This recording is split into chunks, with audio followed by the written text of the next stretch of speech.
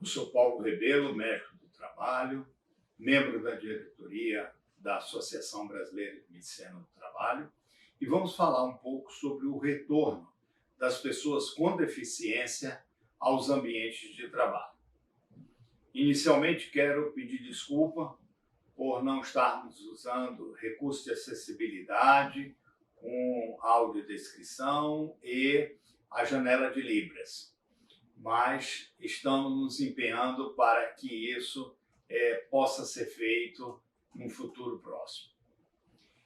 As pessoas com deficiência, durante muito tempo, elas foram segregadas, elas foram mantidas nas suas famílias, como que guardadas da sociedade, ou elas eram abandonadas à própria sorte, ou deixadas ao cuidado de instituições de caridade ou instituições de saúde.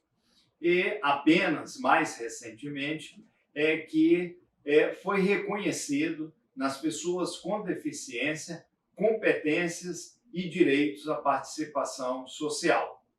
Então, a inclusão das pessoas com deficiência no trabalho é um movimento bastante recente, mesmo existindo casos já bastante antigos, casos conhecidos, mas como uma prática mais geral na sociedade tem pouco tempo. O relatório mundial sobre deficiência da Organização Mundial de Saúde do ano de 2011, ele chama a atenção que a deficiência faz parte da condição humana, que quase todas as pessoas, em algum momento da sua vida, vão ter uma deficiência, seja temporária ou definitiva. E que isso passa a ser mais provável na medida em que a pessoa envelhece e que há um comprometimento aí da sua funcionalidade. O grande desafio que nós temos é justamente manter as pessoas com o menor comprometimento possível. A nossa história, ela começa com a criança bastante dependente do cuidado de terceiros. Depois, à medida que vai chegando a adolescência, nós temos uma maior independência. E depois, na fase adulta, à medida que a idade vai chegando, a gente vai aumentando os nossos comprometimentos, seja dos órgãos ou das funções. Então, o grande desafio que nós temos é justamente aumentar esta capacidade funcional e diminuir as nossas dependências. Então, com relação ao trabalho, nós temos algumas premissas. A primeira dela é que deficiência não é doença e nem implica necessariamente em incapacidade. São três coisas independentes: deficiência, doença e incapacidade. Não há, a priori, nenhuma deficiência que habilite as pessoas para um determinado tipo de trabalho ou, por outro lado, que contraindique a pessoa ao exercício de uma atividade ou função. Então, as pessoas podem desenvolver atividades desde que sejam criadas as condições e sejam fornecidos os apoios necessários para esse desenvolvimento profissional. Claro que as exigências de titulação, de formação profissional, as exigências ligadas ao cargo, isso se pressupõe na contratação de uma pessoa para o desempenho de uma determinada atividade. A avaliação, portanto, ela é sempre personalizada para aquele indivíduo, naquele momento e naquelas circunstâncias nas quais o trabalho está sendo desenvolvido.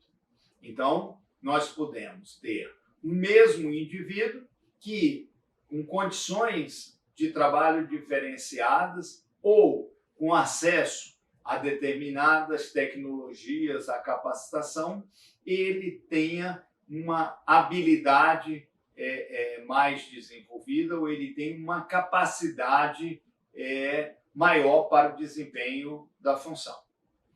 Do mesmo modo que, muitas vezes, o acesso ao trabalho ele vai estar limitado ou ele vai estar impedido pelas barreiras. Questões ligadas à mobilidade urbana, ligada ao acesso a oportunidades, ligada à disponibilidade de recursos nos ambientes de trabalho.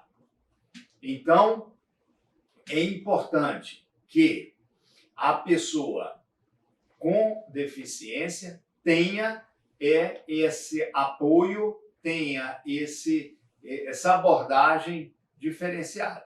Lembrando que a Lei Brasileira da Inclusão, o Estatuto da Pessoa com Deficiência, garante o acesso a trabalho apoiado, a tecnologias assistivas, mesmo que não tenha sido admitido ao trabalho por cotas.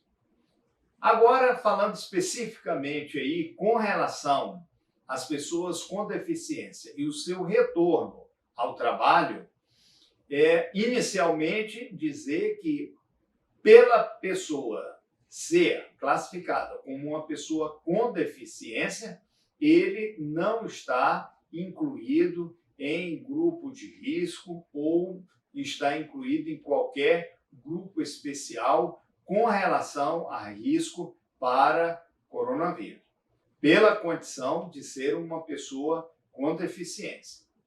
Então, o retorno ao trabalho a pessoa tem que estar ciente de que existem novas regras que devem ser seguidas, seja do distanciamento social, da higienização de mãos e etiqueta respiratória, do uso contínuo de máscara, reforço na higienização dos ambientes, evitar contato com superfícies, evitar compartilhamento de objetos.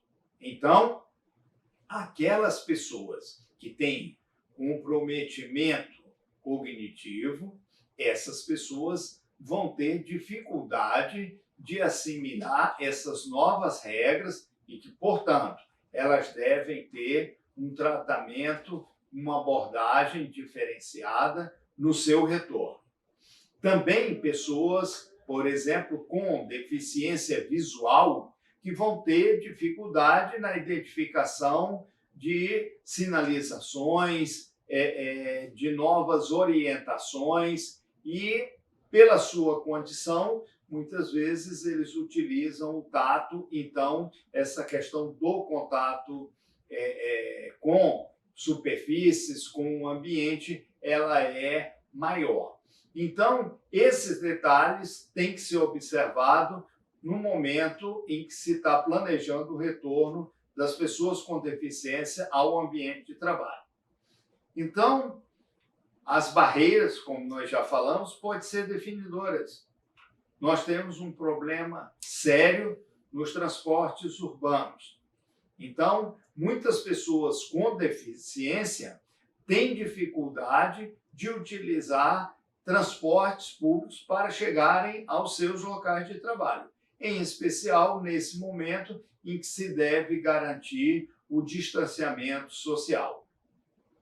Também é importante que cada caso seja avaliado individualmente para aquele momento do retorno e para as circunstâncias nas quais essa pessoa vai trabalhar.